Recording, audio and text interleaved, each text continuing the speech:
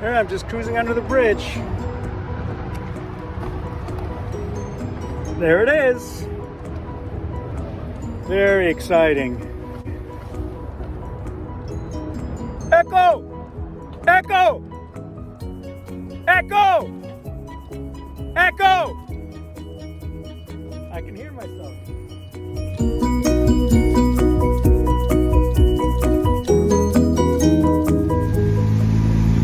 There she goes. Motor's up.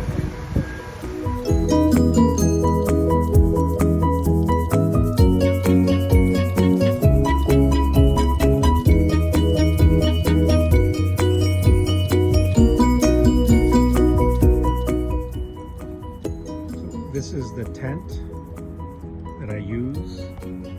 It's a pickup tent with no floor. You notice I have the 4 clamps on one side, and 4 clamps on the other side.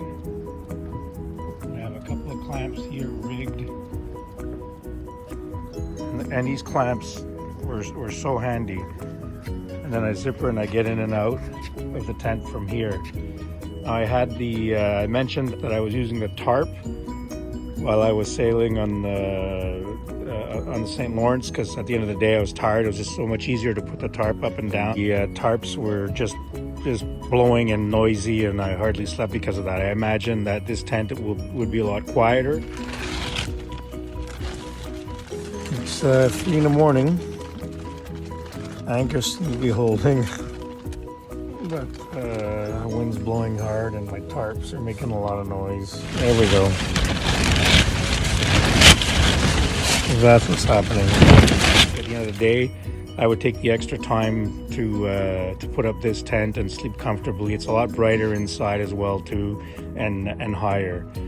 So whatever I said about the tarp before, I would go with this, with the tent. The tent works really well for $267. It does the trick.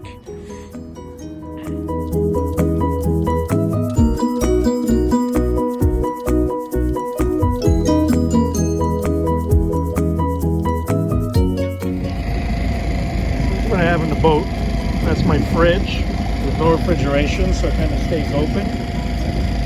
I've got my electronic bags. I've got all my valuables, bailing bucket, which I haven't used, tarp, a bunch of stuff in there. I don't even remember what's in there. It's an anchor bag, and where I put all my stuff. There's my bishop's chair, 2 fenders, the umbrella that keeps me in the shade, and that saved me. And here, that's my clothes bag. The red bag, that's the slats for my bed. In front, in the bow, I've got actually my pickup tent. I've got a camping tent for on ground. I've got my sleeping bag in there. I've got my CPAP machine.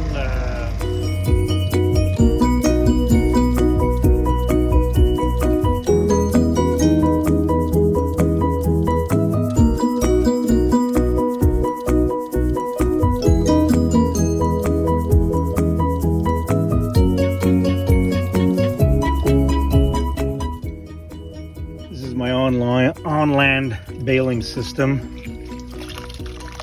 What works really well too, that I learned from my canoeing days, is big sponges, except that I forgot those at home. I went on land, I just do this and then throw it out. And of course, I never had the guts to use the self-bailers. I think I tried them once, but I was always afraid if I'd open them that I wouldn't be able to close them and I would sink. So this is my sleeping arrangements. Here's my sleeping bag. That's my pillow. It's the dry bag that I put the sleeping bag in. I shove my rain jacket in there and some clothes, and it works well as a pillow. So under the sleeping bag, I have just a regular camp mattress that rolls up, and then under that I have the IKEA slats pack up everything nicely, and it goes in that dry bag with the sleeping mat. I just want to show you the legs. This is the leg. It's a 1.5 by 3, whatever. But I attached a block there so that it rests on the center board there on the side. And then for the back leg, it rests on this 2x4 into the clamp, and then it sits at the other end against the what I call the garage. So there you have it. That's how I slept, and it's pretty comfortable. I enjoyed it. So this is how I stayed all charged up. My cell phone, my Fitbit watch, my CPAP battery were all charged for and still going on strong now after 7 days. It's a marine battery with a controller and a 10-watt panel that I bought at Canadian Tire, and a cigarette lighter plug that plugs directly to the battery. And this is where I charge my cell phone, my Fitbit, and when I need to do my CPAP, I plugged it into the 75-watt inverter, and I stayed all charged up off the grid. It all worked well.